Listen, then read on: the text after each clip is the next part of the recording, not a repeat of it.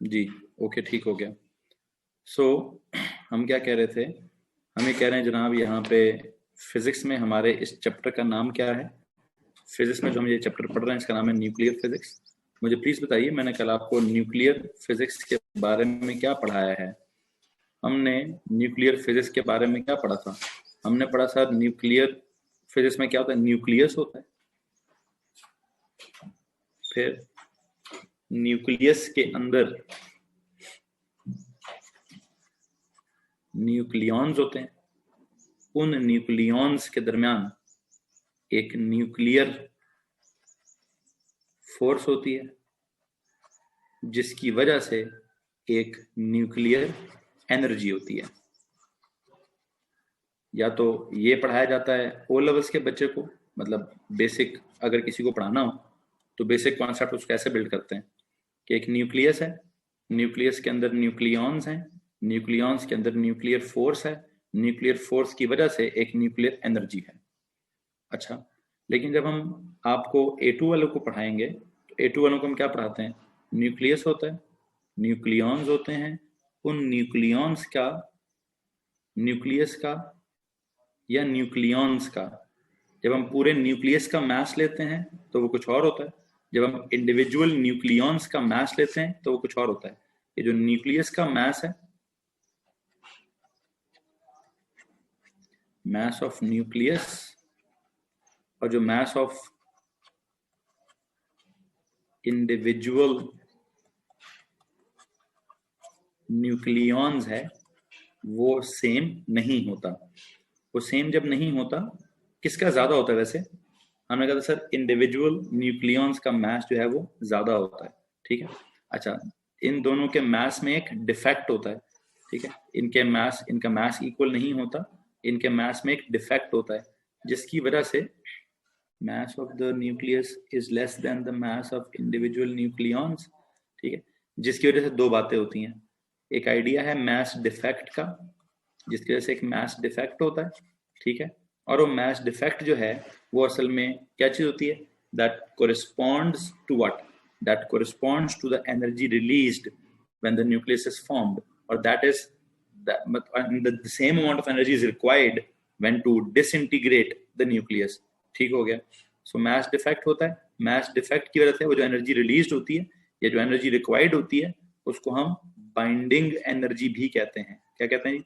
हम उसको binding energy कहते हैं। और इन दोनों का जो आपस में ताल्लुक होता है, जो मैस डिफेक्ट का और बाइंडिंग एनर्जी का जो आपस में ताल्लुक होता है, दैट ताल्लुक is known as E is equals to binding energy B dot E,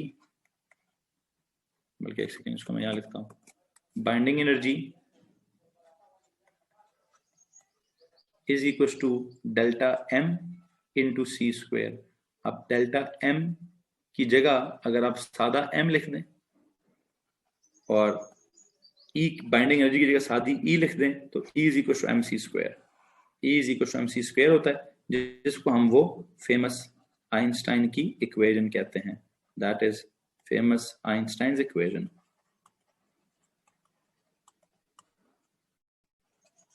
जी भाई, यहां तक किसी को मसला है? That is famous Einstein's equation. That is famous Einstein's equation. ठीक है। So there is this mass of the nucleus, a mass of the individual nucleons, जो भी है ये चीज मैंने आपको कल पढ़ाई थी। फिर मैंने आपको कल क्या कराया, मुझे लगता है मैंने कहीं आपको दो चीजें बोली कि एक आपने बाइंडिंग एनर्जी ऑफ कौन सा nucleus, binding energy of helium nucleus शायद मैंने खुद कर लिया था, और binding energy of uranium nucleus आपने निकालना था। 3 बताइए जरा क्या जवाब निकला आप लोगों का? यहाँ पे वैल्यूज देख लो अपने पास, क्वांटम के बाद का न्यूक्लियर,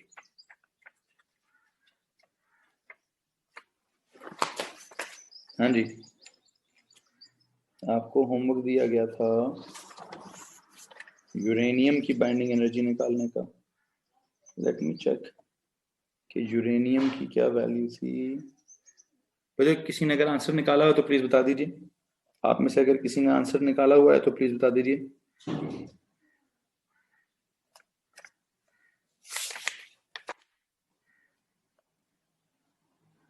मेरे पास आंसर नहीं है। 10 पावर -10, 10 पावर -10। नहीं, आप मास डिफेक्ट का बता रहे हैं या मुझे आप बाइंडिंग एनर्जी का बता रहे हैं? मैंने आपको कल किधर से वैल्यू देख के बताई हैं। मास ऑफ प्रोटॉन तो मैंने कहा था कल वाला ही यूज कीजिएगा, ठीक है। मास ऑफ न्यूट्रॉन भी मैंने आपको कहा था कल वाला ही यूज कीजिएगा। यूरेनियम के न्यूक्लियस का मैंने मास लिखवाया हुआ था बच्चों, प्लीज बताएंगे। यूरेनियम के न्यूक्लियस का मैंने मास लिखवाया हुआ था। ये ऑक्सीजन का है, ये हीलियम का है,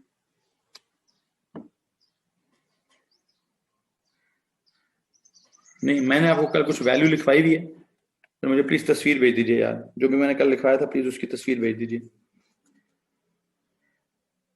तक ये आइडिया बिल्ड किया है कि सर न्यूक्लियर फिजिक्स में न्यूक्लियस होता है, न्यूक्लियॉन्स होते हैं, न्यूक्लियर फोर्स होती है, न्यूक्लियर एनर्जी होती है, that is released when the nucleus is formed or that is required when the nucleus is to be disintegrated or whatever, जो भी हमने करना है, ठीक है।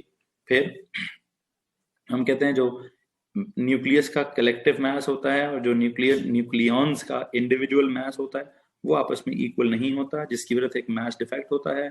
उस मास डिफेक्ट को हम एनर्जी के साथ रिलेट कर सकते हैं और उसको अगर हम सी के स्क्वायर से मल्टीप्लाई करें तो वो बाइंडिंग एनर्जी आती है।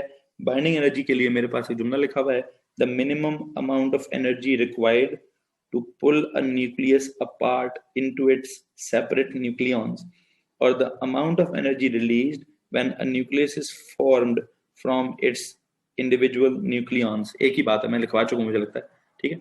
अच्छा, अब मैंने आज आपको क्या पढ़ाना है। आज का जो मेरा टॉपिक है वो है binding energy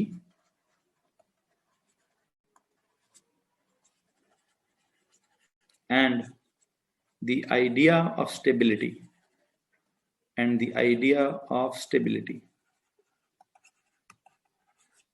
binding energy and the idea of stability of a nucleus। जी भाई, मैं आप लोग तो ओ लेवल्स में या एएस में डायरेक्ट ही रेडियो एक्टिविटी पे चले जाते थे, ठीक है।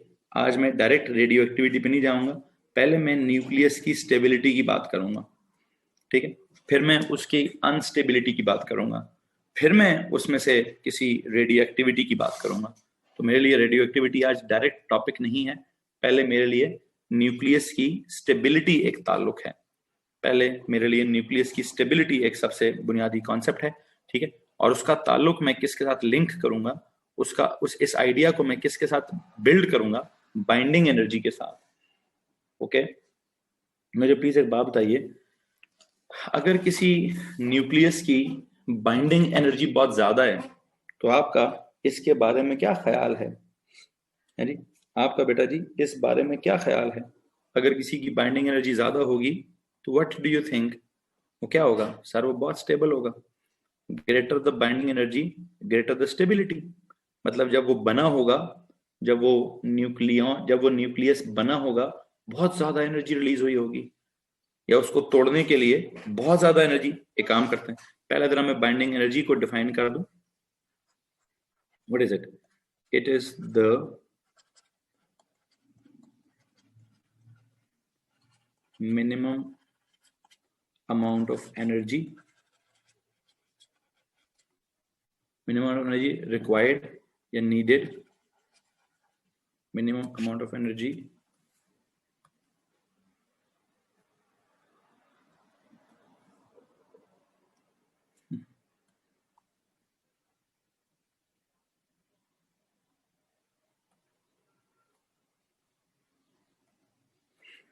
हाँ जी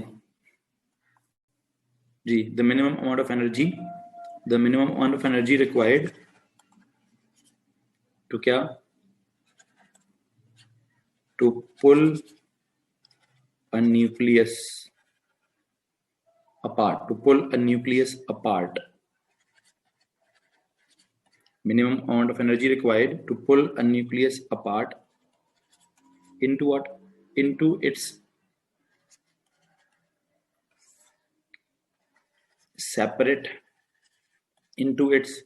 separate nucleons, into its separate nucleons.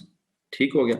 So it is the minimum amount of energy required to pull a nucleus apart into its separate nucleons, or क्या? Or the amount of energy released, or the amount of energy released when the nucleus, when a nucleus is formed, when what happens, the amount of energy released when a nucleus is formed from its separate nucleons, from its individual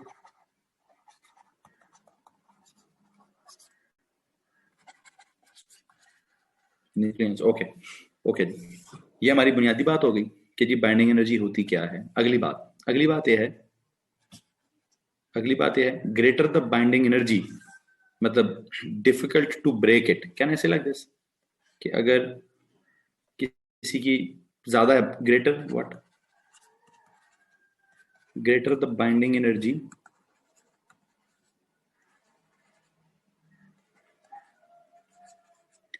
ठीक है, greater the binding energy of a nucleus,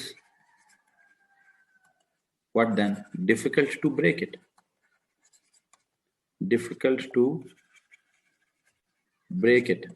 Greater the binding energy of a nucleus, more energy is required to break it. More energy is required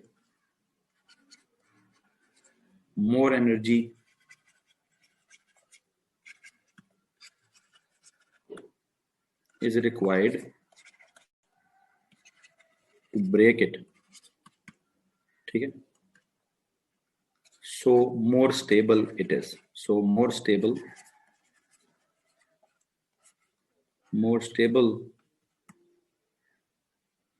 दोनों ठीक है बेटा. so more stable it is. ठीक है जी.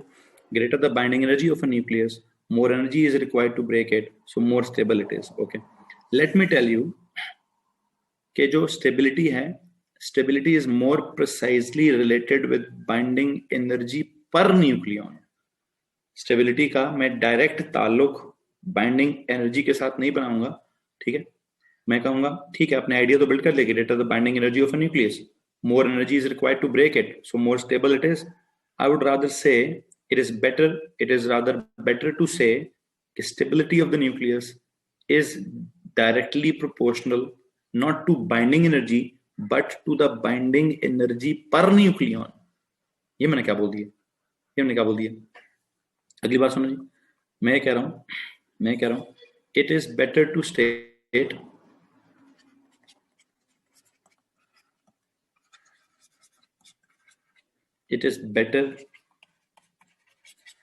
state that the stability of a nucleus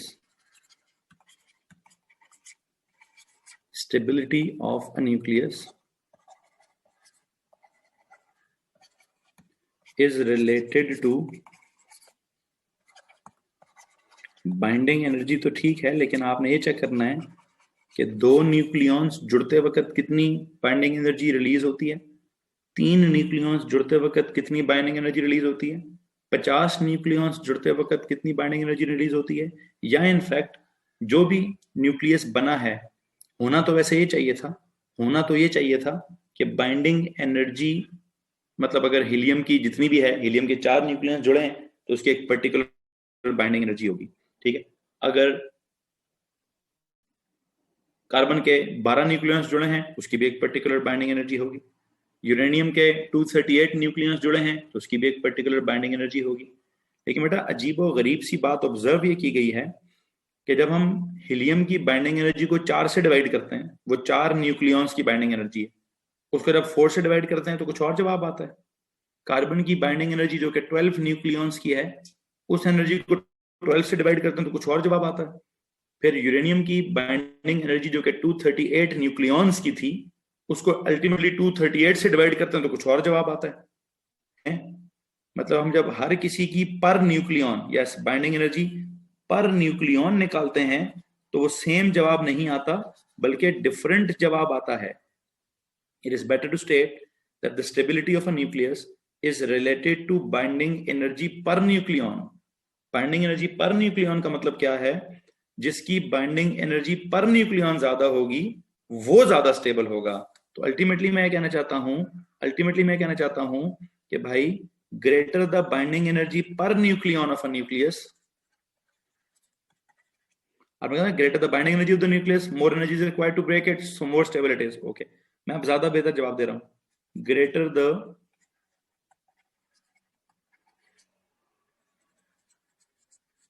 binding energy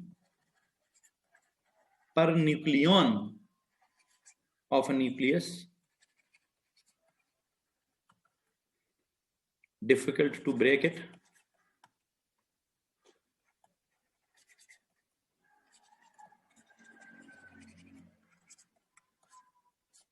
and greater the binding energy per nucleon of an atom, greater is its stability. Greater its stability. Bracket में लिख दीजिए difficult to break it.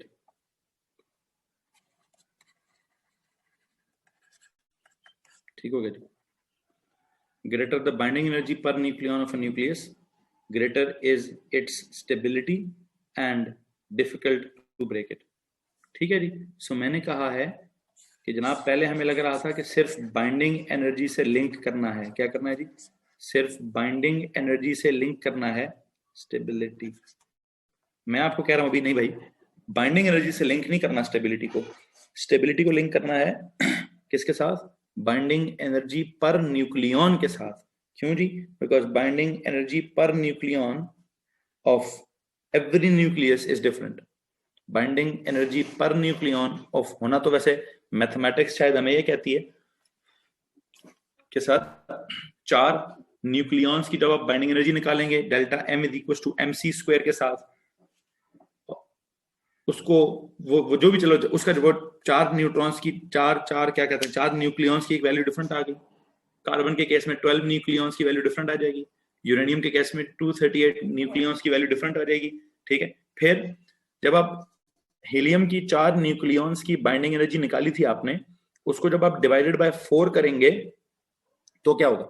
उसको जब आप divide by 4 करेंगे तो क्या होगा भाई?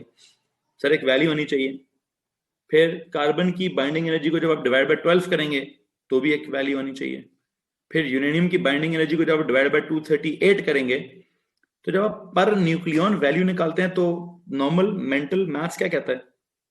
मेंटल मैथ्स के अकॉर्डिंग तो सवाल सेम होना चाहिए सर. एंड पे जब आप 4 न्यूक्लियॉन्स की बाइंडिंग एनर्जी निकालकर 4 से डिवाइड कर दें तो एक वैल्यू होनी चाहिए. फिर आप 12 न्यूक्लियॉन्स की बाइंडिंग एनर्जी निकालकर 12 से डिवाइड कर दें तो एक जो वैल्यू पर न्यूक्लियन तो सेम नहीं होनी चाहिए. लेकिन नहीं बेटा, प्रोटॉन का मास कुछ और है, न्यूट्रॉन्स का मास कुछ और है. 4 प्रोटॉन्स की वजह से मास डिफेक्ट वो कोई डायरेक्ट प्रोपोर्शनैलिटी नहीं है. ये कोई डायरेक्ट प्रोपोर्शनैलिटी का आइडिया या डायरेक्ट प्रोपोर्शनैलिटी का कॉन्सेप्ट नहीं है. खैर जो भी है, हम बस यहाँ पे आपको एक फैक्ट लिखवाना चाहते हैं. मैं आपको बस यहाँ पे एक आखिरी फाइनल एक फैक्ट लिखवाना चाहता हूँ. वो क्या है कि बाइंडिंग एनर्जी पर nucleon of every nucleus is not the same, rather it is different.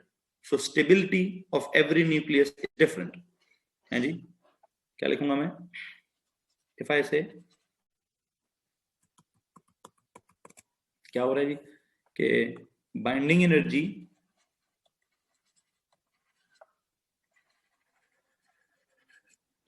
per nucleon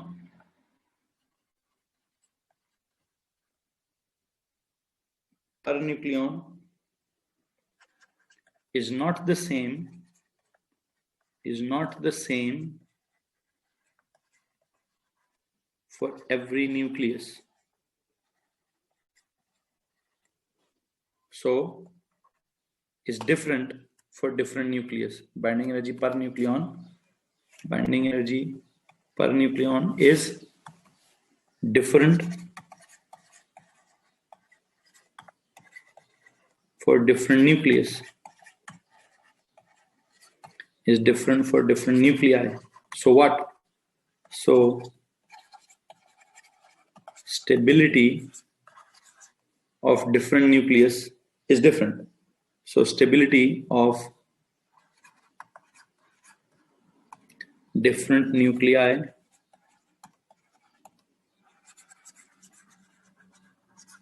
is different. Stability of different nuclei is different. ठीक हो गया? ओके जी, ओके जी. सो मुझे प्लीज एक बार बताइए, अगर मैं कहूं कि आपने कल के लेक्चर में आपने क्या निकाला था? बाइंडिंग एनर्जी निकाली थी. किसकी? बाइंडिंग एनर्जी ऑफ हीलियम, और एक तरफ आपने निकाली थी बाइंडिंग एनर्जी ऑफ यूरेनियम. तो अगर मैं कहूं कि मुझे अभी क्या चाहिए वापस, मुझे चाहिए, can you please go back for a second? ये लो जी.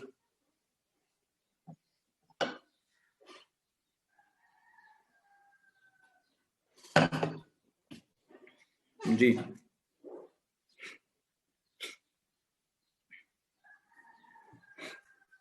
देख लिया? Okay. Calculate the binding energy per nucleon for helium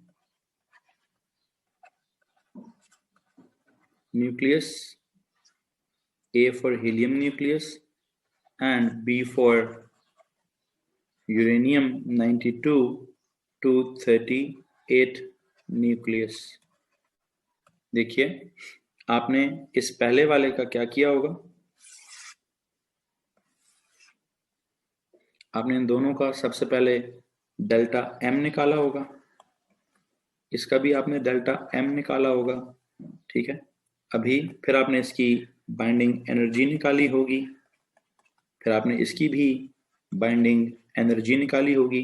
पिछले पेज पे जाइए, जो भी आपने निकाली हुई है वो वैल्यूज यहाँ पे मेंशन कीजिए.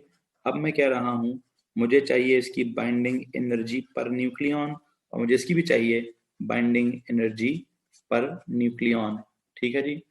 सो प्लीज बताइए कि आपने क्या क्या बाइंडिंग एनर्जीज पर न्यूक्लियन निकाली हुई हैं. अच्छा जी, आपने इस पिछले पेज इसका यूरेनियम का क्या जवाब निकाला था? चेक कीजिए, क्या ये जवाब था? 2.824155 इंटू 10 पावर -10 जूल्स. मुझे बताइए इसको किससे डिवाइड करूं, इसको किससे डिवाइड करूं? यूरेनियम में कितने न्यूक्लियॉन्स हैं? यूरेनियम में कितने न्यूक्लियॉन्स हैं?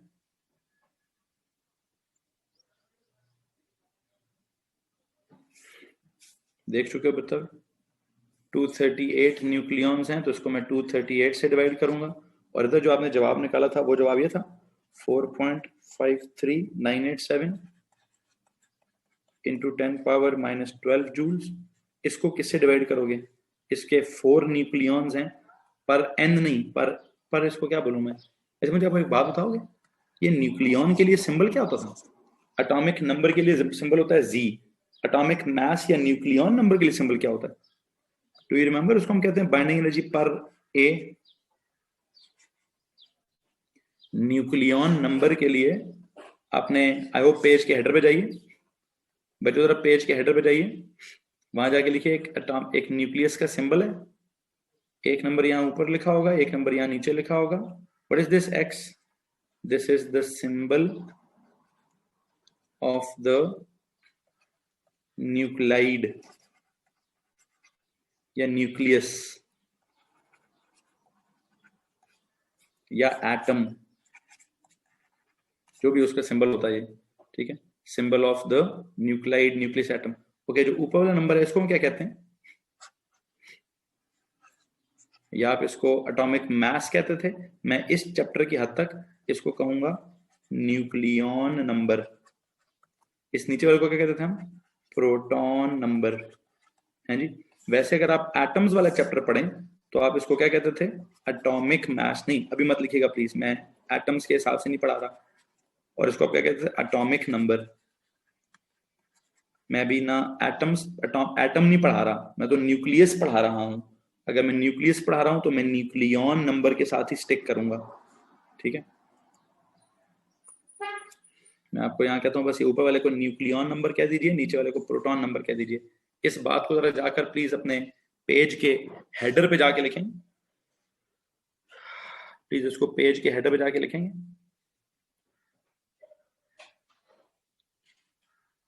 जी ओके, मैं वापस जाऊं अपने नॉर्मल नोट्स पे। ये तो ओ लेवल्स की बात है, ओ लेवल्स की बात है। तो बाइंडिंग एनर्जी पर ए लिख दिया मैंने, क्या लिख दिया? आई होप आपको समझ आ गया कि what is meant by binding energy पर ए, दैट इज पर न्यूक्लियॉन। ठीक है, इसकी जरा मुझे पहले वाले की वैल्यू बताइए। अली पहले वाले की वैल्यू बता रहे?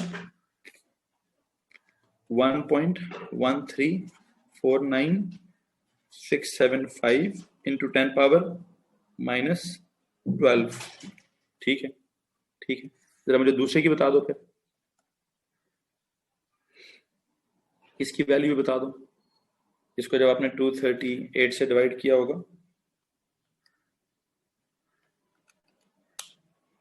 इट इज 1.1866197 इंटू क्या, इंटू 10 पावर -12। ठीक है, तो है तो ये भी ऑलमोस्ट, नहीं ऑलमोस्ट कैसे, 1.13 और 1.18 में बड़ा फर्क है। 1.13 जूल्स पर क्या, पर न्यूक्लियॉन, और इसकी है इतने जूल्स पर न्यूक्लियॉन। जी भाई, ठीक है। सो मुझे एक बात बता दीजिए, क्या ये दोनों वैल्यूज सेम है? क्या ये दोनों वैल्यूज सेम है? हैं? नहीं सर, दोनों डिफरेंट है। किसकी वैल्यू वैसे ज्यादा आ रही है? किसकी वैल्यू ज्यादा आ रही है? जिसकी भी वैल्यू ज्यादा आ रही है, आपकी इतला के लिए अर्ज ये है कि वो ज्यादा स्टेबल है। यूरेनियम की वैल्यू ज्यादा है तो यूरेनियम हीलियम से ज्यादा स्टेबल है जी। यूरेनियम जो है वो हीलियम से ज्यादा स्टेबल है। ठीक है, लेकिन दोनों ही अनस्टेबल है यार, ये बहुत लो वैल्यू है। This is a very low value, this is a very low value. ठीक है, if this is a very low value, let me tell you कि साइंसदानों ने क्या किया हुआ है। साइंसदानों ने एक ग्राफ प्लॉट किया है किस चीज के लिए, बाइंडिंग एनर्जी पर न्यूक्लियॉन के लिए। मैं एक जरा आपको ग्राफ ड्रॉ करता हूं। इनर्ट वालों की वैल्यू ज्यादा आएगी, that's why. No no, L E R S chemistry तो सोचनी भी नहीं है पुत्र। केमिस्ट्री होती है एटम्स इनर्ट होते हैं, न्यूक्लियस की तो बात ही कुछ और है। लो जी, एक काम करो, 2 मिनट रुको जरा सारे के सारे। यार ये आप लोगों में से कौन कौन सोच रहा है एटम्स के बारे में कि ये इनर्ट है, वो मेटल है, वो नॉन मेटल है? मैं तो केमिस्ट्री का टका भी नहीं पढ़ा रहा। मैं तो इलेक्ट्रॉन्स की बात ही नहीं, मैं तो शेल्स में जा ही नहीं रहा। मैं तो शेल के अंदर न्यूक्लियस, न्यूक्लियस के अंदर की बात कर रहा हूं। मैं तो एटम्स की बात ही नहीं कर रहा। न्यूक्लियर फिजिक्स है, एटॉमिक फिजिक्स तो नहीं है। आगे जाके पढ़ाऊंगा एटॉमिक फिजिक्स, अभी पढ़ा रहा हूं न्यूक्लियर फिजिक्स। ठीक है, सो अभी जो मैं आपको न्यूक्लियर फिजिक्स पढ़ा रहा हूं, you know what does this stability means. O yes, हाँ, ये स्टेबिलिटी केमिस्ट्री वाली, यही तो मैं बताना चाह रहा हूं कि ये स्टेबिलिटी केमिस्ट्री वाली स्टेबिलिटी नहीं है। केमिस्ट्री में एटम की स्टेबिलिटी की बात करते हैं आप, कि एटम स्टेबल है कि नहीं, एटम रिएक्ट करेगा कि नहीं, एटम कंपाउंड बनाएगा कि नहीं। मैं यहाँ कंपाउंड नहीं पढ़ा रहा भाई, मैं यहाँ पढ़ा रहा हूं न्यूक्लियर बॉम्ब फटेगा कि नहीं, न्यूक्लियर बॉम्ब किस चीज का बनाना है। मैं आपको यहाँ हिरोशिमा में जो यूरेनियम का 700 या 70 मिलीग्राम फेंका है वो समझा रहा हूं, या वो जो सूरज में हीलियम या हाइड्रोजन आपस में वो क्या करेंगे, फ्यूज करके बम फाड़ेंगे, वो समझा रहा हूं। हम तो न्यूक्लियर रिएक्शन या न्यूक्लियर स्टेबिलिटी की बात करेंगे। पुत्र जी, आप में से कौन, क्यों आप लोग एटॉमिक स्टेबिलिटी कहां से आ गई? मैं तो एटॉमिक स्टेबिलिटी नहीं पढ़ा रहा, मैं तो न्यूक्लियर स्टेबिलिटी पढ़ा रहा हूं। मैं एटॉमिक रिएक्शंस नहीं बल्कि न्यूक्लियर रिएक्शंस की बात करूंगा। मैं रिडॉक्स या न्यूट्रलाइजेशन की नहीं बल्कि फ्यूजन एंड फिजन की बात करूंगा। ठीक है, चलते हैं उस बात की तरफ, चलते हैं जनाब, न्यूक्लियर रिएक्शन की तरफ चलते हैं। लेकिन पहले मेहरबानी करें अपने दिमाग से एटम्स को निकालें। ठीक है, अली आरिस आपको समझ आई है बात, और मोहम्मद उमर आपने जो बात मुझसे पूछी है समझ आई है कि मैं एटम्स की बात नहीं, एटॉमिक रिएक्शंस की बात नहीं, बल्कि मैं न्यूक्लियस की बात कर रहा हूं, न्यूक्लियर फिजिक्स की बात कर रहा हूं, न्यूक्लियर रिएक्शंस की बात कर रहा हूं, फिजन और फ्यूजन की तरफ लेके जाऊंगा बात को। अच्छा, ओके ओके, सो हमारे पास ये यहाँ पे एक क्या करते हैं साइंसदानों ने, एक ग्राफ बिल्ड किया हुआ है। एक ग्राफ बिल्ड किया हुआ है किस चीज का, वो सुनिए जी। एक ग्राफ है, there is a graph of, there is, बल्कि काम करो, हेडिंग दो जी, ड्रॉ अ ग्राफ ऑफ। इसी तरह अगर हम हर एलिमेंट की क्या करते हैं, बाइंडिंग एनर्जी निकाल कर, पहले मास डिफेक्ट निकाल कर, फिर बाइंडिंग एनर्जी निकाल कर, फिर बाइंडिंग एनर्जी पर न्यूक्लियन निकालते हैं, तो what do we get? Finding the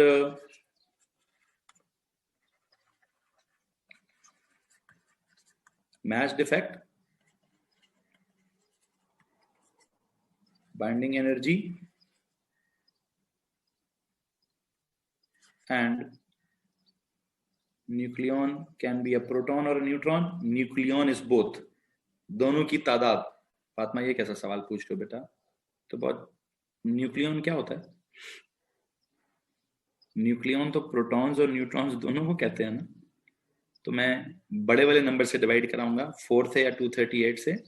इसका मतलब मैं प्रोटॉन्स और न्यूट्रॉन्स की कलेक्टिव तादाद से डिवाइड करा रहा हूं जी बेटा। Okay, finding the mass defect, binding energy and binding energy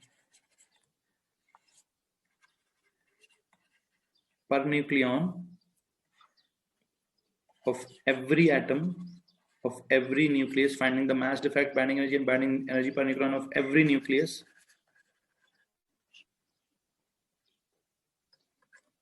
and then plotting its values versus the nucleon number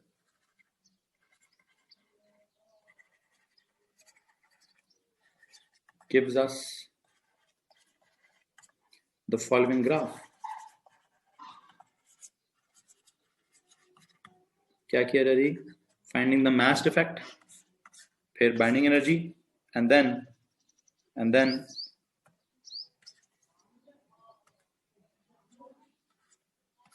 finding the mass defect, binding energy, or finding the binding energy per nucleon of every nucleus and plotting its values versus the nucleon number gives the following graph, gives us the following graph. जी, ये बात लिखेंगे, finding the binding energy per nucleon of every nucleus and then plotting its values versus the nucleon number gives us the following graph. क्या जी? Graph की जरा शक्ल देखिएगा please, graph की जरा शक्ल देखिएगा प्लीज। मैं अगले पेज पे जाके ग्राफ बनाना चाहूंगा। ग्राफ के मैंने आपसे क्या कहा कि मैं y एक्सिस पे क्या रखूंगा जी? आप यहाँ पे एक बड़ी ही कोई इंपॉर्टेंट बात को फॉलो करेंगे, बड़ी ही कोई कुरानिक बात यहाँ से फॉलो होगी, ठीक है? जरा 2 मिनट के लिए सब्र करेंगे। If I say there is this, what on x-axis, what is on x-axis? There is nucleon number, there is A on x-axis, capital A। 2 minute रुको भाई, जिसको हम कहते हैं nucleon number, this is on x-axis। And if I say there is this binding energy per nucleon, there is this binding energy per nucleon, जिसको आप क्या कहेंगे, B.E per A in the units, क्या in the units क्या उसकी units are 10 power minus 13 joules per nucleon। ये अगर आप इसको y एक्सिस पर रखेंगे, इधर ना लिखिए, इधर लिखता हूं, y एक्सिस पे है बाइंडिंग एनर्जी पर nucleon in 10 power minus 3 joules per nucleon, ठीक है? तो किस तरह का ग्राफ बनेगा, किस तरह का ग्राफ बनेगा, जरा प्लीज ग्राफ को फॉलो कीजिएगा। ग्राफ हमारे पास है, पहला पॉइंट आएगा जी इधर, ठीक है? दूसरा पॉइंट आएगा कहीं इधर,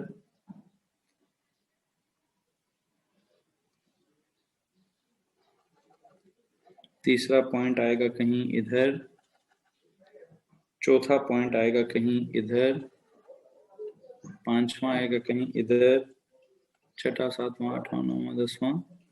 खैर मैं ग्राफ ही बना करता हूँ यार, पॉइंट्स क्या प्लॉट करूँ। पॉइंट्स मैंने जो किताब से देखने तो देख लिए, पॉइंट्स मैंने जो किताब से देखने तो देख लिए हैं। मैंने ग्राफ क्या ड्रॉ करना है, पॉइंट्स नहीं ड्रॉ करना है, ग्राफ ड्रॉ करना।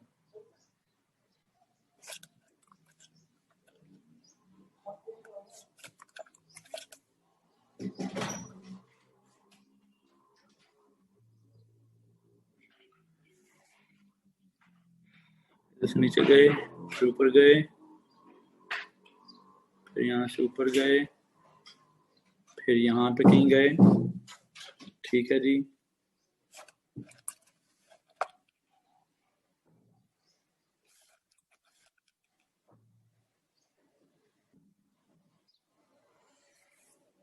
फिर यहाँ आ गए।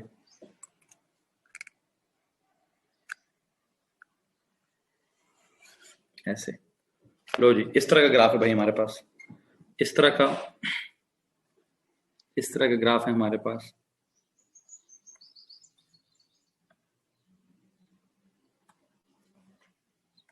जी, यहां तक अगर किसी को मसला है तो प्लीज हाथ खड़ा करेंगे। यहां तक अगर किसी को मसला है तो प्लीज हाथ खड़ा करेंगे। This is a cute graph, okay, this is a cute graph. Sir पहली बिल्कुल स्ट्रेट वर्टिकल लाइन है ना, मुझे कोई गर्ज नहीं है पहली कैसी है, मुझे गर्ज है ये सबसे टॉप पे क्या है। मुझे गर्ज है इस बात से कि सबसे टॉप पे ये कौन है, ये कौन है भाई, ये कौन है। आपको ये सुनकर हैरानगी होगी, आपको ये सुनकर हैरानगी होगी कि ये आयरन है। कौन है?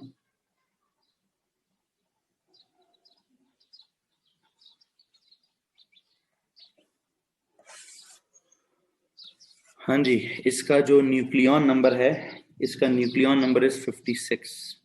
अब मुझे अगर आप प्लीज ये बता दें कि 56 न्यूक्लियॉन नंबर किसका होता है, तो ये होता है जी आयरन का। किसका होता है? आयरन होता है Fe26 और 56। तो आयरन की जो बाइंडिंग एनर्जी पर न्यूक्लियॉन है, वो जितने भी एलिमेंट्स पीरियोडिक टेबल में एग्जिस्ट करते हैं उससे क्या है, उसकी सबसे ज्यादा है, उसकी सबसे ज्यादा है भाई। लो जी, क्या बोला मैंने, क्या बोला मैंने? मैं कह रहा हूं कि जो आयरन है, आयरन की जो आयरन जो है, इसका क्या सीन है, इसकी sir it has got the highest, the largest value of क्या जी, एक second, no no no no no, इसका मतलब ये नहीं है। It has the largest binding energy per nucleon, it has got the largest binding energy per nucleon. इसका मतलब ये हुआ, इसका मतलब ये हुआ इट इज द मोस्ट क्या, the most stable nucleus, it has got the most stable nucleus है। न्यूक्लियस के हिसाब से, अगर आप न्यूक्लियस के हिसाब से देखना चाहते हो तो मैं आपको ये बताऊंगा कि किसका न्यूक्लियस सबसे ज्यादा स्टेबल होता है, किसका न्यूक्लियस सबसे ज्यादा स्टेबल होता है जी। 10 की पावर -13 लिखा हुआ है जी बेटा, 10 की पावर -13 जूल लिखा हुआ है। सो इस वक्त ये जो साइंसदानों ने ग्राफ ड्रॉ किया या ग्राफ स्केच किया, या जो भी स्केच तो नहीं किया, कोई इक्वेशन थोड़ी ना बनाई, एक्सपेरिमेंटली ये वैल्यूज निकाली उन्होंने, और जब इन एक्सपेरिमेंट को उन्होंने फॉलो किया तो उनको पता चला कि आयरन की जो बाइंडिंग एनर्जी पर न्यूक्लियॉन है वो सबसे ज्यादा है, and it is the most stable nucleus, it is the most stable nucleus. ठीक है, और इस मोस्ट स्टेबल न्यूक्लियस के बारे में मैं आपको एक बात बताऊं, ठीक है, इस मोस्ट स्टेबल न्यूक्लियस का अल्लाह ताला ने कुरान पाक में भी जिक्र किया हुआ है जी बच्चों। अल्लाह ताला ने इस मोस्ट स्टेबल न्यूक्लियस का कुरान में भी जिक्र किया हुआ है। जिक्र क्या किया हुआ है? पूरे की पूरी एक सूरत है, पूरे की पूरी एक सूरत है जिसका नाम है सूरह अल हदीद है जी। सुभान बदुज़ई क्लास में मौजूद हो जी, सूरह अल हदीद।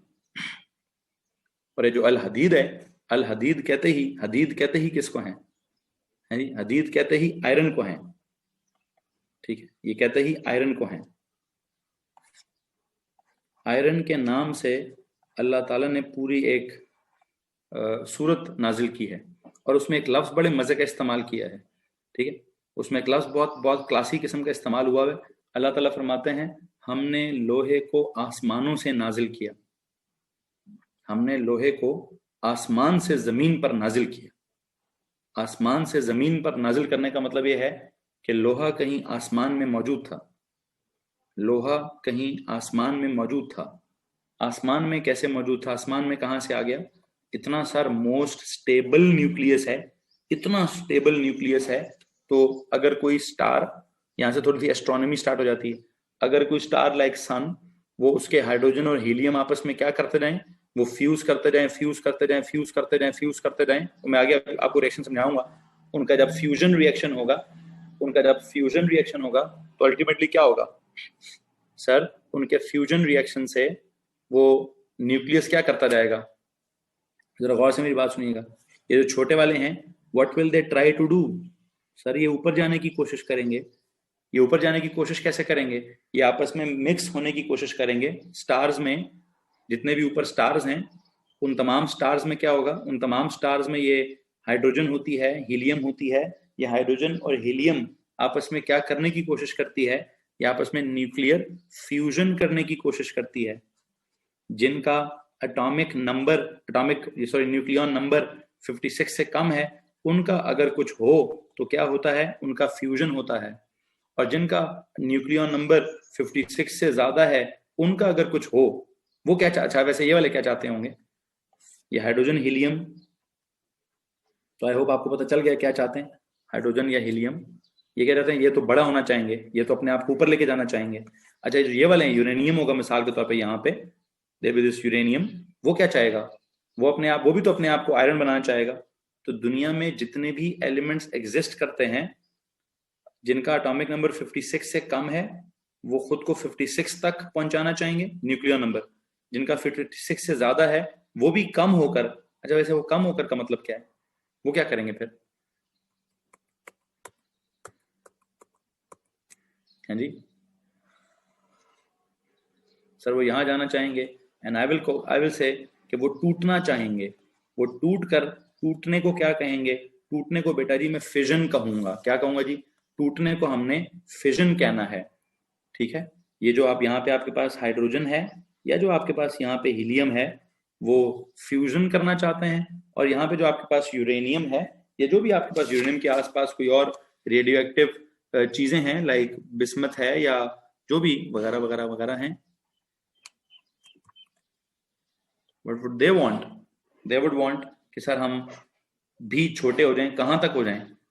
हम सब के सब आयरन बन जाएं। तो जो भी लाखों अरबों खरबों करोड़ों सालों से, लाखों करोड़ों अरबों सालों से जो दुनिया बनी हुई है, उसमें जो स्टार्स या सन्स या जो भी मैटर है बाहर की एस्ट्रोनॉमी में, जो भी आपको हेवनली सेलेस्टियल बॉडीज हैं, ठीक है, जो नजर आती हैं, जो नहीं नजर आती, ठीक है, वहां पे मिसाल के तौर पर अगर हम किसी ब्लैक होल की जिक्र भी करते हैं, ठीक है, बल्कि नहीं करना जिक्र, नहीं, इतना जिक्र मैं कर दूं, not just on earth but in the whole universe, the most stable nucleus is what? Is iron. Once these nuclei they become iron, once these nuclei they become iron, then वो कहते हैं जी बस अब कुछ और नहीं करना, अब कुछ और नहीं करना। तो जब स्टार्स या सन्स या जो भी ऊपर आसमानों पे चीजें हैं जिनके बीच में कोई फ्यूजन अगर हो रही है, अगर उनमें हाइड्रोजन और हीलियम है, तो हाइड्रोजन और हीलियम अल्टीमेटली करते करते करते करते करते करते करते करते करते करते यहां तक तो पहुंचेगा ना। और जब ये इस मुकाम तक पहुंचता है, जब ये इस मुकाम तक पहुंचता है, जब ये कंप्लीटली स्टार स्टेबल हो जाता है, तो हम कहते हैं स्टार की मौत वाकया हो गई है। क्या हो गया जी? खैर मैंने अभी ये वाली एस्ट्रोनॉमी नहीं पढ़ानी, थोड़ी बहुत हल्की फुल्की ओ लेवल्स के डिक्सल को पढ़ाई थी कि इंसानों की जिंदगी और मौत होती है, जब तक ये जल रहा है, जब तक इसका रिएक्शन हो रहा है, तब तक हम कहते हैं स्टार जिंदा है।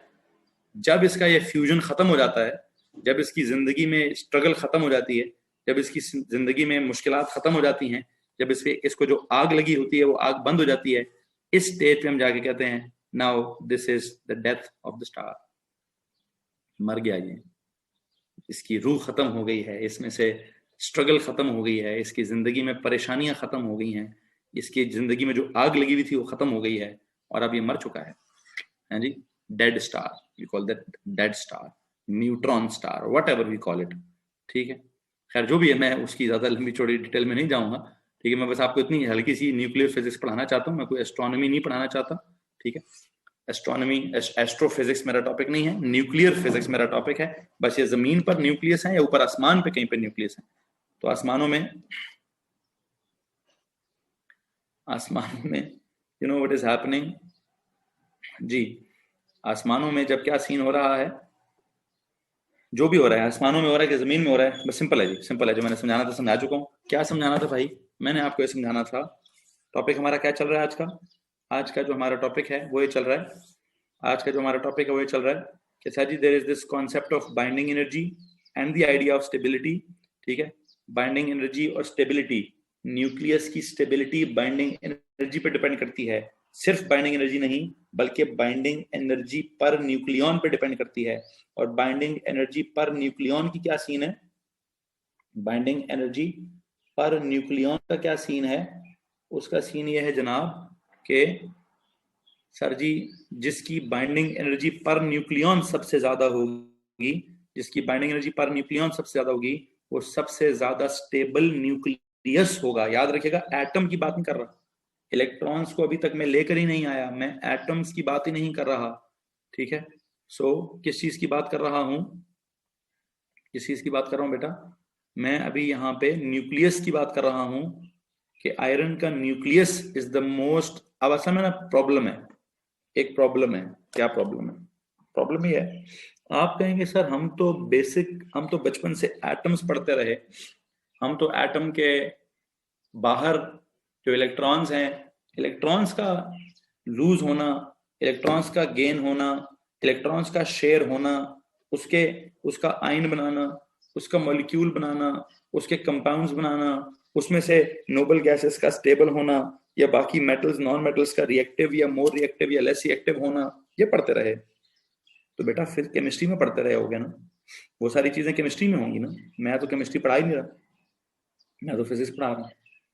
और कौन सी फिजिक्स पढ़ा रहा हूँ मैं? एटॉमिक फिजिक्स तो पढ़ा ही नहीं रहा, मैं तो न्यूक्लियर फिजिक्स पढ़ा रहा हूँ। मैं तो एटम के भी वो अंदर सेंटर में जाके पढ़ा रहा हूँ कि जो एटम का भी सबसे सेंट्रल पार्ट होता है, central part of an atom होता है जो न्यूक्लियस होता है, उसका सीन समझा रहा हूँ। इलेक्ट्रॉन्स को तो मैं लिफ्ट ही नहीं करा रहा, उसका लूज गेन तो मेरा एजेंडा ही नहीं है इस वक्त।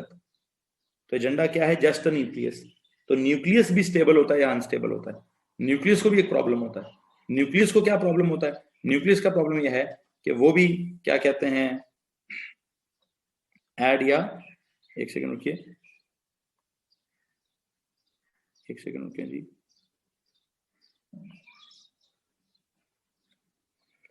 अच्छा जी, सो हम यहाँ पे क्या बात कर रहे हैं? आई थिंक मैं आपको समझा चुका हूं जो मैंने समझाना था, ठीक है। सब होता क्या है, होता क्या है, होता क्या है, हमें कहते हैं it is the most stable nucleus of the universe that is sent on earth by the skies above. एक काम कर, मैं जरा यहाँ पे अपनी भी जरा एक जुमला लिखवाना चाहता हूँ मैं यहाँ पे। It is the most stable nucleus, ठीक है, of the universe, of not the earth but of the universe. साइंसदान कहते होंगे कि ये most stable nucleus on earth है। Let me tell you, this is the most stable nucleus of the universe. और इसके साथ मैंने एक जुमला लिखवाना है, that is sent to earth, that is sent to earth by the sky, by the skies, by the skies above.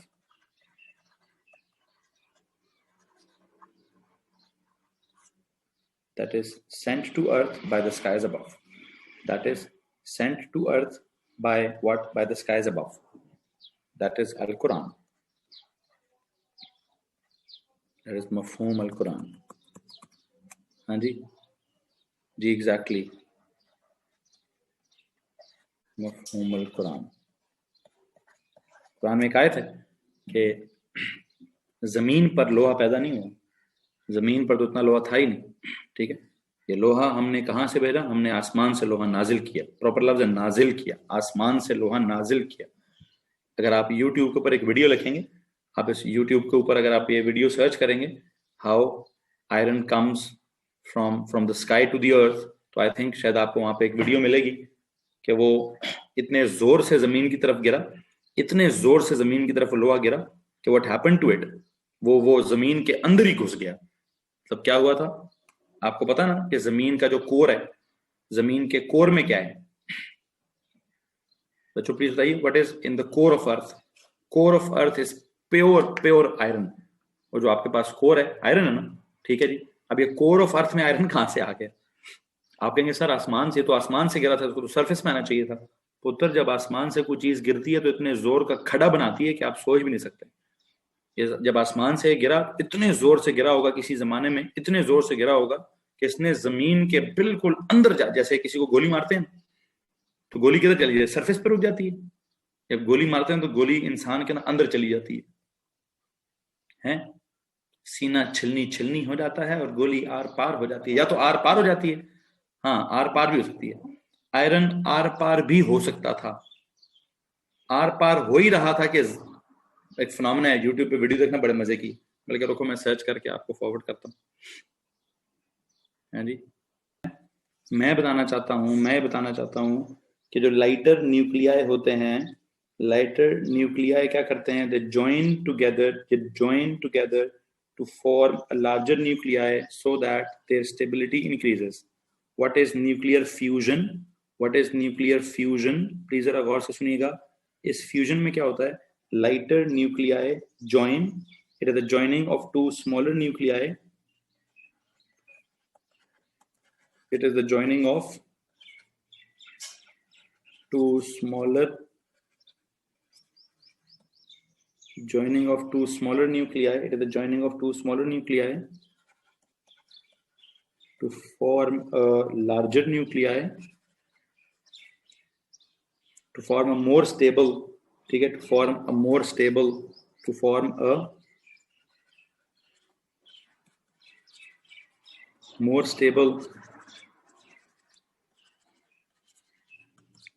हाँ जी, क्या मैं कह सकता हूँ ये फ्यूजन की डेफिनेशन है? न्यूक्लियर फ्यूजन की डेफिनेशन है कि दो स्मॉलर न्यूक्लियाई आपस में ज्वाइन करते हैं और ज्वाइन करके क्या करते हैं? They form a more stable larger nuclei. इसी तरह न्यूक्लियर फिजन में क्या होता होगा? यहाँ पे it will be the splitting. Fission क्या होता है? बड़े वाला न्यूक्लियस छोटे न्यूक्लियस में स्प्लिट होता है, ठीक है, क्या करने के लिए? वंस अगेन छोटे वाले थोड़े ज्यादा स्टेबल होंगे। It is the splitting up of a larger nuclei into what? Into two or more, into two or more, splitting of a larger nuclei into two or more smaller nuclei, into two or more smaller nuclei of greater stability.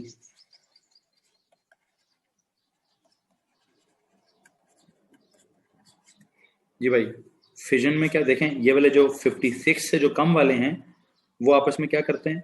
वो अच्छा, वैसे एक बात बताऊं, इधर इतनी ज्यादा stability में इजाफा नहीं होता जितना इधर स्टेबिलिटी में इजाफा होता होगा।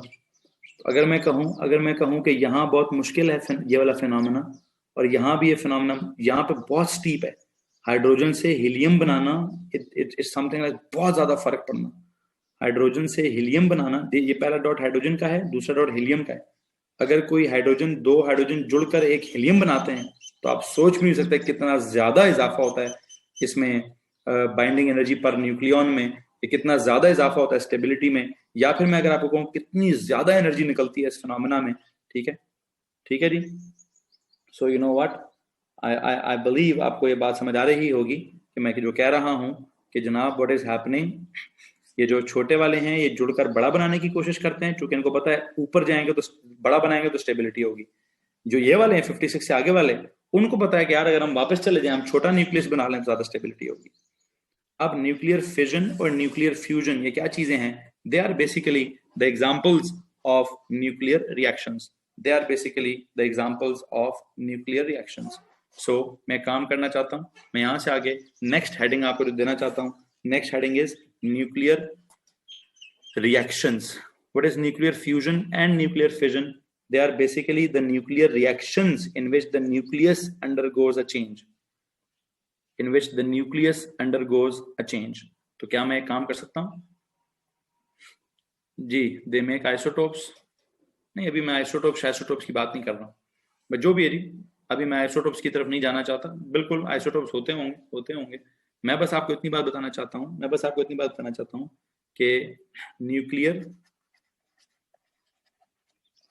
फ्यूजन या फिर न्यूक्लियर फ्यूजन या fission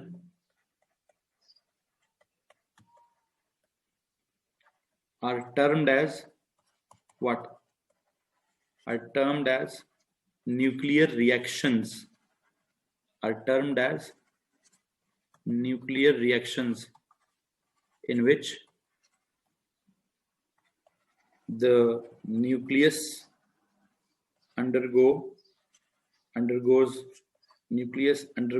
a change. In which nucleus undergoes a change. क्या चेंज होता है उसके अंदर? क्या चेंज होता है जी? एटॉमिक नंबर चेंज हो सकता है सर, न्यूक्लियॉन नंबर चेंज हो सकता है सर, उसका मास चेंज हो सकता है सर, उसकी बाइंडिंग एनर्जी चेंज हो सकती है सर उसकी binding energy per nucleon, nucleus undergoes a change. क्या change? Change in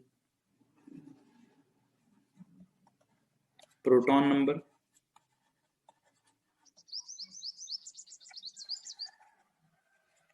change in neutron number, change in nucleon number, change in mass defect, change in binding energy,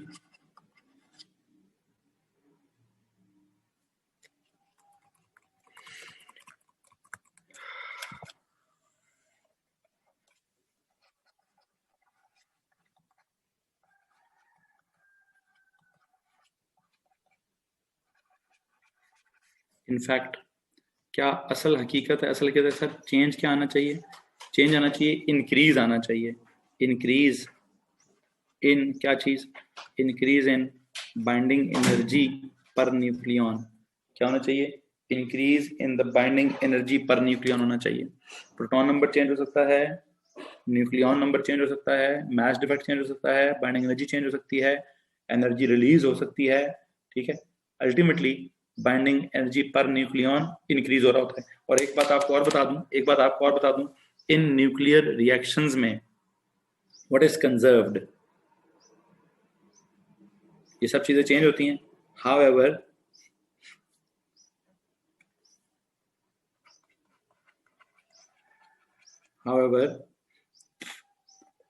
proton number,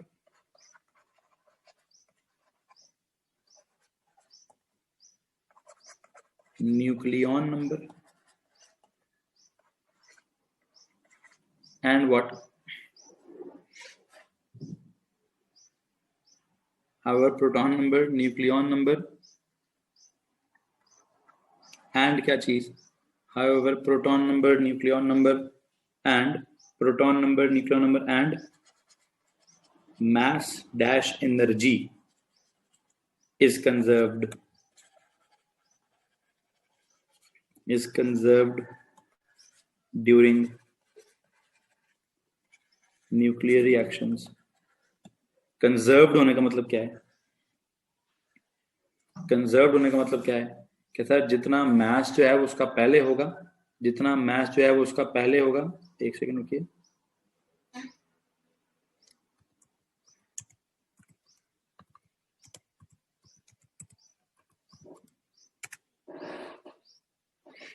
जी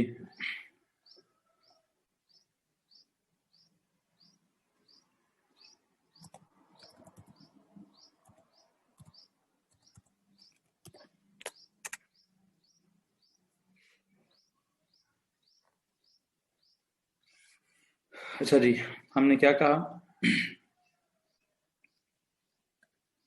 एक second रुक जाए।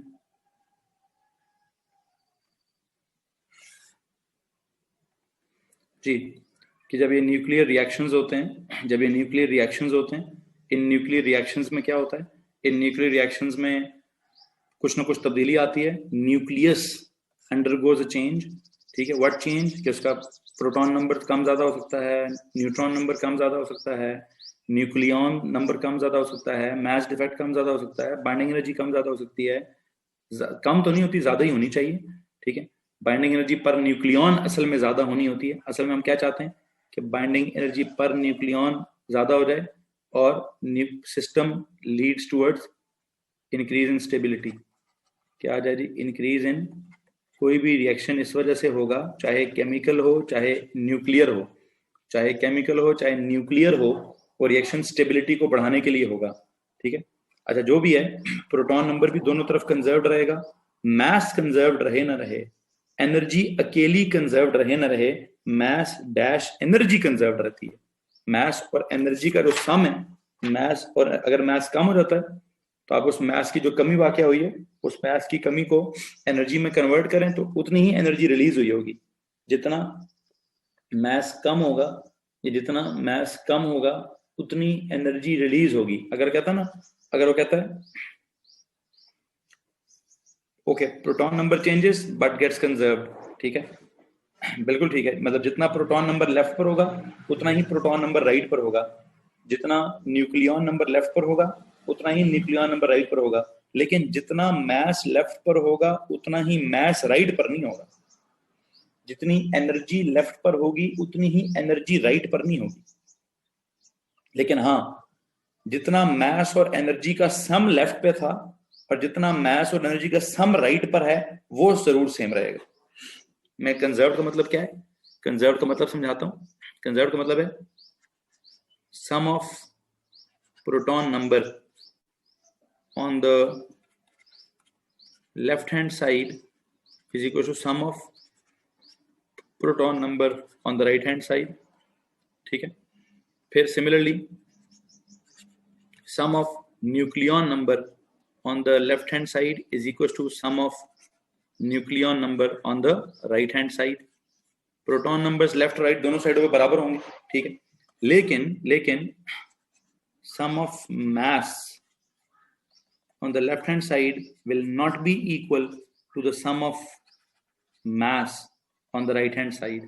Similarly, sum of energy on the right hand side will not be equal to the sum of energy on the, बताता हूं, on the right hand side. mass individually conserved नहीं है, energy individually conserve नहीं है, लेकिन क्या चीज conserved है? mass dash energy.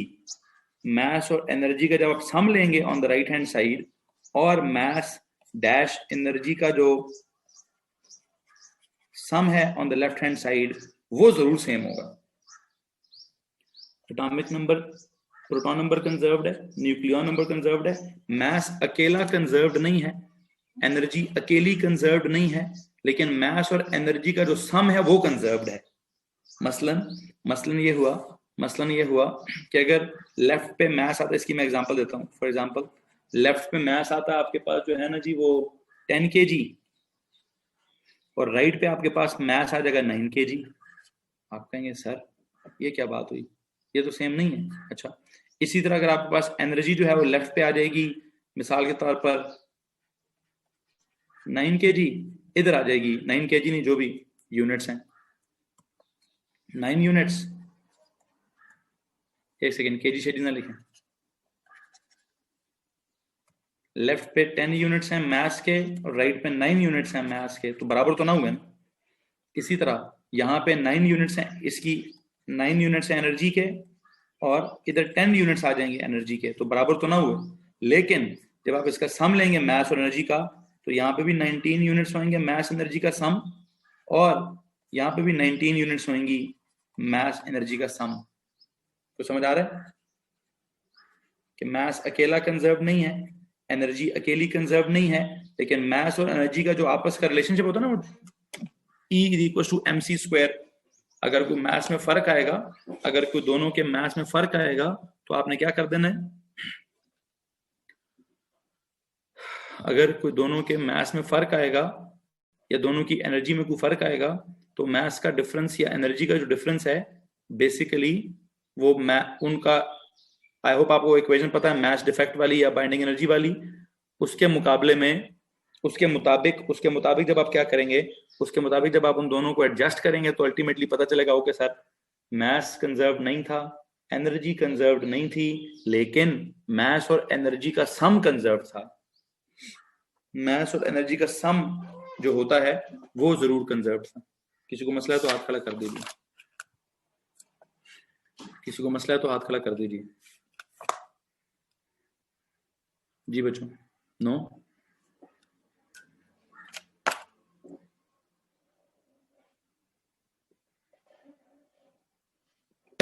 ओके हो गया, ओके हो गया।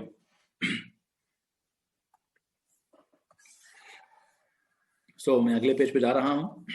यहाँ पे मैं दो कॉलम्स बनाकर आपको जरा एक फिजन और एक फ्यूजन का रिएक्शन लिखवाना चाहता हूँ। एक फिजन का और एक फ्यूजन का आपको रिएक्शन लिखवाना चाहता हूँ, जो कि आप लोगों ने ओ लेवल्स में जरूर पढ़ा होगा या एएस में पढ़ा होगा। अभी अब बस आपको मैंने एक एग्जांपल देनी है। फिजन क्या है? आपने फिजन की डेफिनेशन लिख ली है बच्चों, कि fission is a process in which a massive nucleus splits to form two smaller nucleus. ठीक है, या फ्यूजन में क्या होता है? Process in which two very smaller nuclei join together to form a heavy nucleus. ठीक है, सो फ्यूजन वैसे होती किधर है? फ्यूजन होती किधर है जी? प्लीज बताएंगे किधर होती है? Sir this happens in the, किधर? सूरज में होती है। बिल्कुल जनाब, बिल्कुल जनाब, बिल्कुल बिल्कुल ऐसे ही होता है। दिस हैपन्स, ये जो हमारे पास क्या है जी, this जो फ्यूजन है, fusion happens in the sun. ठीक है, this happens in the sun. 2 minute रुकिए।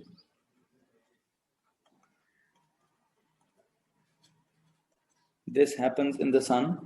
ठीक है, जहां तक ताल्लुक है आपका ये फिजन वाला, ये फिजन हम किधर कराते हैं?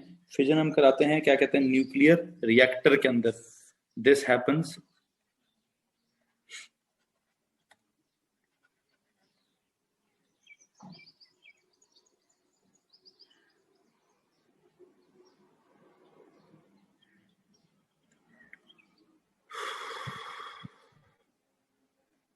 this happens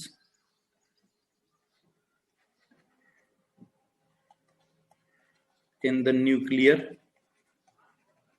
reactors। अब न्यूक्लियर रिएक्टर जो है वो न्यूक्लियर पावर प्लांट की बात अगर आप करते हो, या फिर आप न्यूक्लियर बॉम्ब की बात करते हो। रिएक्टर जो है या तो आप पावर प्लांट में इस्तेमाल करते हो, पावर प्लांट में आप रिएक्टर कराते हो, या फिर आप न्यूक्लियर बॉम्ब में इसको यूज करते हो। जी भाई, यहां तक अगर किसी को परेशानी है तो प्लीज हाथ खड़ा कर दीजिए। जी भाई, एनी प्रॉब्लम्स? और अगर मैं यहाँ पर एक एक एग्जाम्पल देना चाहूँ, और अगर मैं यहाँ पर इनकी एक एक एग्जाम्पल लिखना चाहूँ, तो एक एग्जाम्पल मैं यहाँ लिखता हूँ न्यूक्लियर किसकी जी,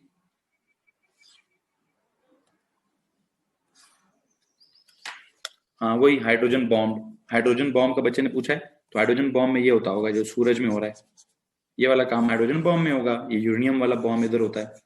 हाइड्रोजन बॉम्ब में फ्यूजन होगी, बिल्कुल जनाब, बिल्कुल फ्यूजन होगी। और अगर आप ग्राफ पे देखो, तो हाइड्रोजन बॉम्ब में जितना ज्यादा इजाफा हो रहा है, यूरेनियम बॉम्ब में इतना ज्यादा इजाफा नहीं होगा। बहुत हाइड्रोजन से जब आप हीलियम बनाते हैं, a tremendous amount of energy is released. वैसे वो कहते हैं एक हाइड्रोजन बॉम्ब को फाड़ने के लिए पहले 100 न्यूक्लियर बॉम्ब फाड़ने पड़ते हैं। आपको एक हाइड्रोजन बॉम्ब को फाड़ने के लिए या उसको उस टेम्परेचर तक लेके जाने के लिए कि जिस टेम्परेचर पे हाइड्रोजन बॉम्ब जो है वो फ्यूज करेगा या फटेगा, उस टेम्परेचर तक 20,000 डिग्री तक लेके जाने के लिए उस छोटे से 5 ग्राम या 100 ग्राम या 70 मिलीग्राम के हाइड्रोजन के आसपास, हाइड्रोजन न्यूक्लियस के आसपास 100 यूरेनियम के बॉम्ब रखे जाते हैं।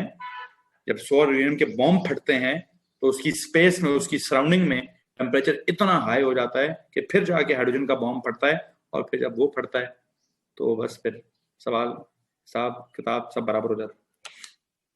That the same reaction occurs, जो उसमें वो जब फटेगा तो फिर इतनी रोशनी आएगी, इतनी रोशनी और इतनी हीट पैदा होगी जितनी कि सूरज में पैदा होती है। तो आप सूरज को आप वो दूर से देख सकते हैं, सूरज को फिर आप बहुत दूर से देख सकते हैं। आपको उसकी जो रोशनी है वो रोशनी इस समय वहां बम फटा हुआ है, वहां इतने जोर का बम फटा है, इतनी ज्यादा एनर्जी पैदा हुई है कि हमें यहां तक नजर आ रही है, यहां तक उसकी रोशनी नजर आ रही है। ठीक है, सो क्या करें जी, न्यूक्लियर रिएक्शन में अगर आप एक फ्यूजन की एग्जांपल दें तो फ्यूजन में किस किस चीज की एग्जांपल दें जी, कराएं जी। अगर मैं हाइड्रोजन का 1,2 और 1,2 आपस में, कौन सा जी, हाइड्रोजन 1,2, चेंज ऑफ कलर, हाँ, सन पे hydrogen bombs are going off every minute, not every minute, every second वहां पे hydrogen bombs are going off. तो उसका जो हाइड्रोजन फ्यूल है, वैसे एक बात है, उसका हाइड्रोजन फ्यूल खत्म हो रहा है, लेकिन वो करोड़ों अरबों साल उसकी उम्र होती है। ठीक है, करोड़ों अरबों साल उसकी उम्र होती है। हमारे इंसानों की तरफ 50-60 साल के लिए नहीं जीता। एक सूरज या एक स्टार जो है वो हजारों करोड़ों सालों तक जीता है। ठीक है, तो उसका करोड़ों सालों तक हाइड्रोजन फ्यूल खत्म नहीं होता, लेकिन हाँ जब खत्म होगा तो वो मर जाता है। और जब मरने का भी उसका बड़े मजे का सीन है। देयर आर स्टार्स, जब वो मरते हैं तो क्या हो जाता है, या तो एक वो सुपरनोवा की तरफ फट जाते हैं। ठीक है, सुपरनोवा एक फिनोमेना है, स्टार का फट जाना, मौत जब आए तो मौत के वक्त उसका फट जाना, या फिर खैर छोड़िए यार, मारिए उसको गोली, मुझे बस सादी सादी। जी जनाब, अब आते हैं किस बात की तरफ, अब आते हैं इस बात की तरफ, यस नेब्यूला, बिल्कुल जनाब वही है। नेब्यूला तो उसकी पैदाइश है, सुपरनोवा तो स्कूल है सर। बस वो उन्होंने वहीं से, मेरे ख्याल से कहीं से अल्फाज जो हैं वो इंस्पायर हुए हैं। ठीक है, किसी स्टार के फटने से इंस्पायर हुए होंगे। ठीक है, लेकिन वो ये है कि वो उसकी तस्वीर जो इंटरनेट पे वो बड़े मजे की है, बड़ा कलरफुल किस्म का तस्वीर दिखाते हैं वो, जब स्टार फटता है तो अपने इर्द गिर्द के मोशन के इर्द के माहौल को रोशन कर देता है जी। शायद उन्होंने इस वजह से कहा हो कि स्टार फटा है तो उसने अपने इर्द गिर्द के माहौल को रोशन कर दिया, इंस्पिरेशन ली होगी। हाँ जी, अच्छी इंस्पिरेशन है। बहरहाल जो भी है, ठीक है, नाम अच्छा है। अच्छा जी, क्या पढ़ा रहा था, कुछ पढ़ा रहा था भाई, कुछ पढ़ा रहा था, यस न्यूक्लियर फ्यूजन की एक एग्जाम्पल आपको दे रहा था। ठीक है, न्यूक्लियर की, यार एक काम करेंगे बच्चों, थोड़ी देर के लिए बच्चों, 2 मिनट के लिए, 1 मिनट के लिए सबके सब ऑफ चाहें जरा, सबके सब ऑफ हों, सबके सब मीटिंग लीव करें, 5 मिनट बाद ज्वाइन कीजिएगा, 5 मिनट बाद ज्वाइन कीजिएगा प्लीज, सबके सब प्लीज 1 मिनट के लिए, 1 लम्हे के लिए खुद को ऑफ करें।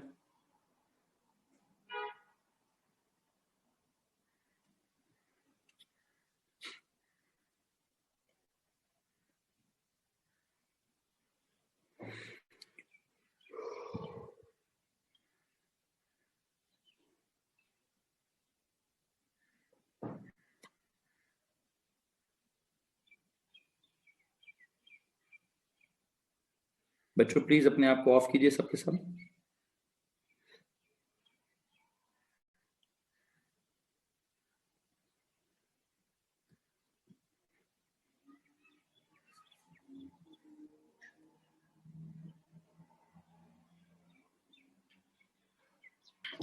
सॉरी यार, एक डिस्टर्बेंस हो रही थी एक्चुअली, लेकिन वो पकड़ाई नहीं दी, पकड़ाई नहीं गई, डिस्टर्बेंस पकड़ी नहीं गई।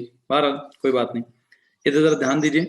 मैं आपको वो न्यूक्लियर रिएक्शंस पढ़ा रहा था, ठीक है, और न्यूक्लियर रिएक्शंस में आपको क्या पढ़ाया जा रहा था बच्चों, 2 रिएक्शंस पढ़ाए जा रहे थे।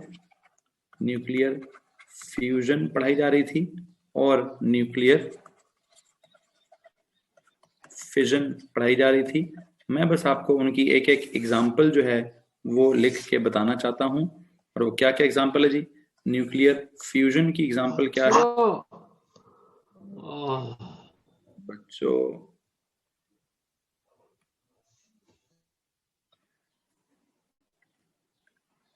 क्या स्टूपिडिटी है यार जी।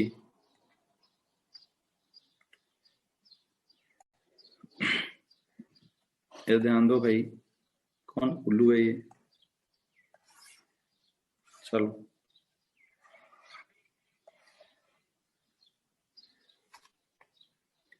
जी बच्चों, न्यूक्लियर फ्यूजन की बात कर रहे थे। न्यूक्लियर फ्यूजन में मैंने कहा जी दो छोटे न्यूक्लियस आपस में क्या करेंगे, वो जुड़ेंगे। जुड़ेंगे मतलब अगर मैं एग्जांपल दूं एक हाइड्रोजन की, हाइड्रोजन का अगर मैं एक ड्यूट्रियम न्यूक्लियस की बात करूं, और अगर मैं कहूं एक हाइड्रोजन का ड्यूट्रियम न्यूक्लियस है और एक हाइड्रोजन का नॉर्मल न्यूक्लियस है, ठीक है। इफ आई से दे जॉइन टुगेदर, तो प्लीज बताइए क्या होगा। इफ आई से जी हीलियम का न्यूक्लियस बनेगा और इस हीलियम के न्यूक्लियस में क्या होगा, 1 और 1 नीचे वाले नंबर्स 2 हो जाएंगे, 2 + 1 ऊपर वाले नंबर 3 हो जाएंगे। और अगर मैं कहूं कि कुछ एनर्जी भी रिलीज होगी इन द फॉर्म ऑफ क्या, इन द फॉर्म ऑफ वो गैमा रेडिएशन या जो भी energy in the form of gamma rays निकल सकती है, ठीक है। इसी तरह अगर मैं यहाँ पे कहूँ कि एक और रिएक्शन कराओ जी, अगर हाइड्रोजन का 1-2 और हाइड्रोजन का एक और 1-2 रिएक्शन करते हैं तो क्या हो सकता है। तो सर जी ये हो सकता है कि अगर मैं कहूँ हीलियम का 2-3 निकला है, हीलियम का 2-3 निकला है, तो साथ साथ अगर मैं कहूँ एक न्यूट्रॉन भी निकल गया है, साथ साथ अगर मैं कहूँ एक न्यूट्रॉन भी निकल गया अलग से, plus energy in the form of the same वो जो भी आपकी गैमा रेज हैं, ठीक है जी। जैसा आपने क्या करना है, नीचे वाले नंबर्स को आपस में ऐड कराना है, नीचे वाले नंबर्स को अलग से कंजर्व करना है, ऊपर वाले नंबर्स को अलग से कंजर्व करना है। और अगर कोई मैथ्स का डिफेक्ट हो लेफ्ट और राइट पे, तो हमने उसके मैथ्स के डिफेक्ट के लिए कहीं पे एनर्जी मेंशन कर देनी है, कहीं पे एनर्जी मेंशन कर देनी है। इसी तरह अगर मैं यहाँ पे कोई रिएक्शन कराऊं, अगर मैं यहाँ पे कोई रिएक्शन कराऊं तो वो क्या होगा जी, देयर इज दिस यूरेनियम, अगर मैं कोई एक यूरेनियम है 92 है और यहाँ पे 235 है, इसको इनिशिएट करने के लिए अगर मुझे एक न्यूट्रॉन इंजेक्ट करना है इसके अंदर, एक स्लो मूविंग न्यूट्रॉन इसके अंदर इंजेक्ट करना है, तो उससे क्या होगा, उससे सर ये दो न्यूक्लियस में स्प्लिट होगा। मिसाल के तौर पर एक बेरियम में स्प्लिट होता है, एक क्रिप्टॉन में स्प्लिट होता है, और इसमें से कुछ न्यूट्रॉन्स दोबारा निकलने लगते हैं। कितने न्यूट्रॉन्स दोबारा निकलने लगते हैं? 3 न्यूट्रॉन्स अगर मैं कहूँ दोबारा निकले हैं। क्रिप्टॉन का जो नंबर है, जरा मुझे प्लीज इसके नंबर्स बता दीजिए। 36 है,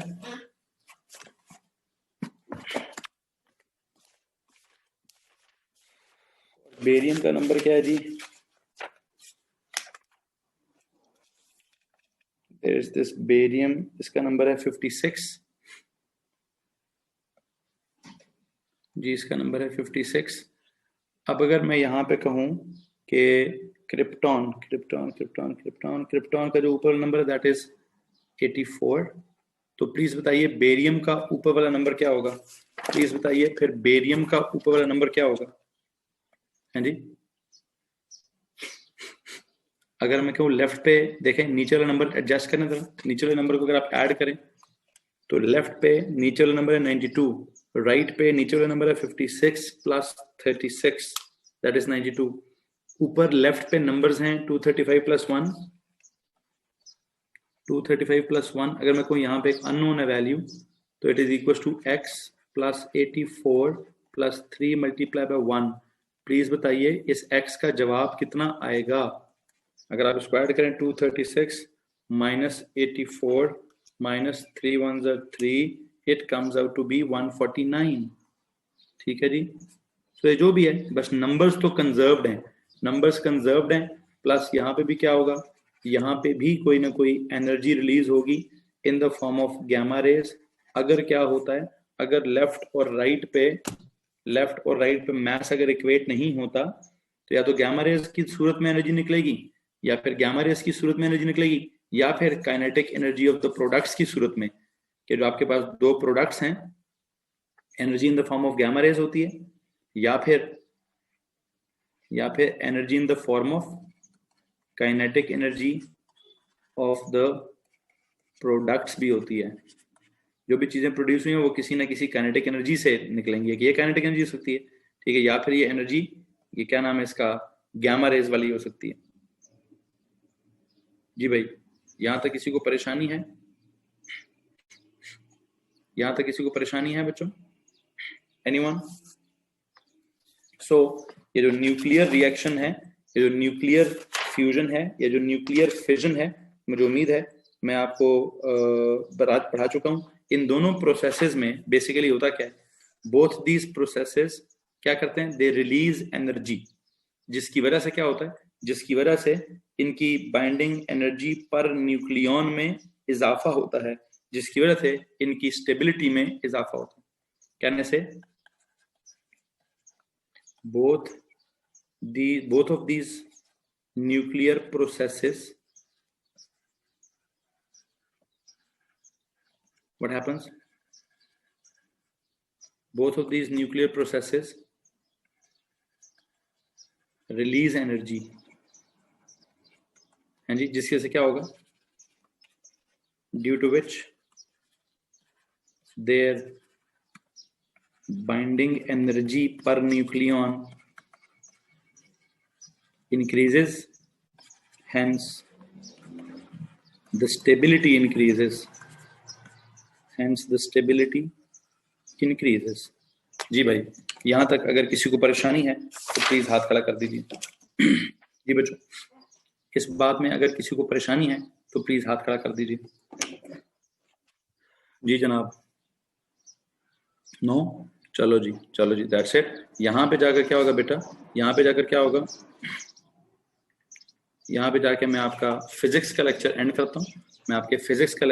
करता हूँ, ठीक है। और अभी आप सर काशिफ की जाके क्लास अटेंड करेंगे, ठीक है। सर काशिफ की क्लास में वो आपको, मैंने जो आपको कल कॉम्प्लेक्स नंबर्स की वर्कशीट भेजी थी, प्लीज बता सकते हैं आप मुझे कि मैंने आपको कॉम्प्लेक्स नंबर्स वाली वर्कशीट भेजी हुई है कि नहीं?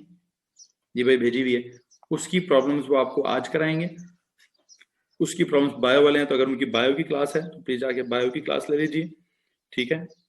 और अगर क्या बोलते हैं मैथ्स वाले हैं तो मैथ्स वाले सर काशिफ की जाके क्लास लें। उसमें आज वो बच्चों बड़ी जरूरी क्लास है, लाजमी अटेंड कीजिए। कॉम्प्लेक्स नंबर्स की जो आपको मैंने वर्कशीट भेजी हुई है उसको जरा लाजमी सॉल्व कीजिए, और उसको सॉल्व करने के बाद, उसकी प्रॉब्लम्स करने के बाद कल से उनके साथ एक रूटीन बनाइए, जिस रूटीन में आप उनके साथ कल से 5 पेपर्स करेंगे, ठीक है। जिस रूटीन में आप कल से उनके साथ 5 पेपर्स कैरी करेंगे, ठीक है। वो आपसे इंशाल्लाह अभी वो ग्रुप के ऊपर मैसेज मेरे ख्याल से कर देंगे, ठीक है। जैसे उनकी क्लास स्टार्ट होती है प्लीज वो क्लास जाके ज्वाइन कर लीजिए। मेरी तरफ से आपको इजाजत दीजिए, कल इंशाल्लाह मुलाकात होगी। हाँ, वो P3 और S1 अगले कुछ 10-15 दिन आपको वही पढ़ाएंगे, ठीक है। उसके 5 पेपर्स की रूटीन वही बनाएंगे। मैं अभी ये फिजिक्स और केमिस्ट्री के सिलेबस को खत्म करने की कोशिश करूंगा, और इंशाल्लाह आपसे मेरी क्लास टाइमिंग्स क्या होंगी, यही होंगी जी, 12 से 2 बजे तक आपको केमिस्ट्री पढ़ाई जाएगी, 2 बजे से 4 बजे तक आपको फिजिक्स की जाएगी रोजाना, ठीक है। इंशाल्लाह कोशिश ये है कि पहले केमिस्ट्री का सिलेबस खत्म हो जाएगा, ठीक है। मैथ्स का खत्म हो चुका है, पहले आप केमिस्ट्री खत्म होगी, फिर केमिस्ट्री के बाद इंशाल्लाह फिजिक्स भी खत्म हो जाएगी, ठीक है जी। चलो जी, should we start 5 papers of physics and chemistry? हाँ, सबके स्टार्ट करें, फिजिक्स और केमिस्ट्री की भी स्टार्ट कर दें, ऑफ कोर्स, अच्छी बात है, स्टार्ट करें, लाजमी स्टार्ट करें, ठीक है। ये मैं बल्कि आप लोगों को बता चुका हूँ कि मैथ्स के भी करें, फिजिक्स के भी करें, केमिस्ट्री के भी करें, जाकर अपने 5 पेपर्स खरीदें भी और काम स्टार्ट करें भाई। अब शायद आपको कोई, ठीक है, अब शायद आपको कोई क्या कहते हैं वर्कशीट ना दूं मैं जी। अब से आपको वर्कशीट एज अ होमवर्क नहीं मिलेंगी, अब से आपको 5 पेपर्स ही हैं, जो भी टॉपिक्स हैं उन्हीं को कैरी कीजिए वहीं से, ठीक है। चलो जी, that's it, see you tomorrow, अल्लाह हाफिज, bye bye, tata, good night, good evening, see you, take care.